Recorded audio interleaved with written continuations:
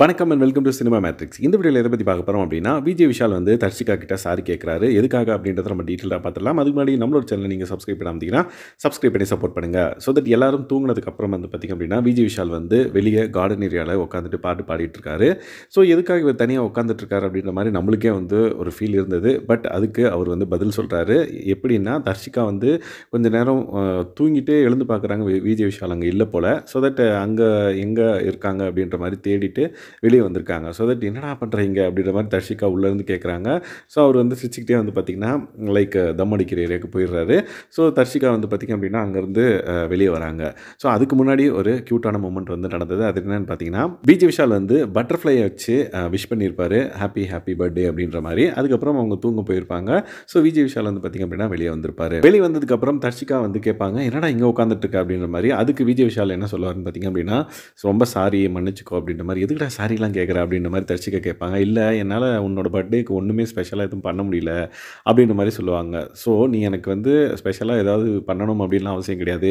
எனக்கு நல்ல ஒரு பர்த்டே விஷஸ் பண்ணாலே போதும். எனக்கு உங்கள்கிட்ட இருந்து விஷஸ் தான் நான் எதிர்பார்க்குறேன். மற்றதெல்லாம் எனக்கு ஒன்றும் பிரச்சனை இல்லை அப்படின்ற மாதிரி அவங்க சொல்கிறாங்க.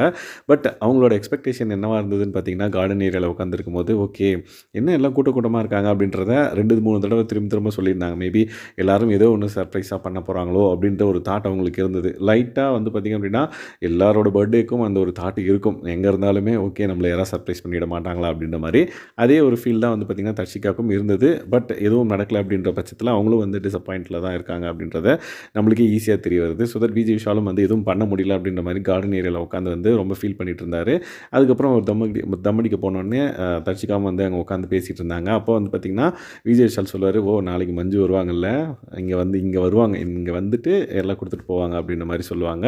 மேபி தர்ஷிகா வந்து பார்த்திங்க அப்படின்னா கேமரா முன்னாடி நின்று லைக் எனக்கு வந்து கேக்கு சாக்கோ ட்ரஃபிள் கேக்கு, அதுக்கப்புறம் குலோப் ஜாமுன் எங்கள் அம்மா நல்லா செய்வாங்க அதுக்கப்புறம் வந்து பார்த்திங்கன்னா பிக் பாஸோட wishes like happy birthday Darshu அப்படின்ற மாதிரி சொல்லணும் அப்படின்ற மாதிரி கேட்டிருந்தாங்க. ஸோ அந்த ஃபஸ்ட்டு 2 விஷயம் கேக் ப்ளஸ் குலோப் ஜாமுன் எடுத்துகிட்டு நாளைக்கு மஞ்சு வருவாங்கல்ல அப்படின்ற மாதிரி கேட்ட உடனே அவங்க முகத்தில் அந்தளவுக்கு ஒரு சிரிப்பு, எஸ் நாளைக்கு வருவாங்கல்ல அப்படின்ற மாதிரி.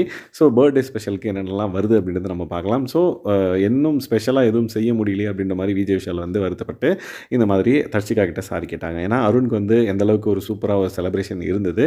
பட் தர்ஷிகாவுக்கு பண்ண முடியல அப்படின்ற ஒரு கில்ட்டினஸ் வந்து பார்த்திங்கன்னா விஷால் கிட்ட வந்து இருந்ததை நம்மளால் பார்க்க முடியுது.